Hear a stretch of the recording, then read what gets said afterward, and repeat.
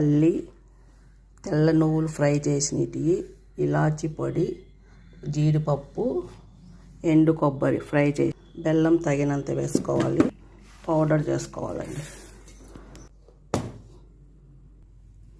ఈ విధంగా పొడి వేసుకోవాలి.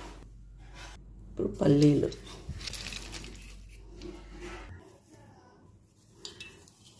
జీడిపప్పు పొడి రెడీ అయిపోయిందండి. ఇప్పుడు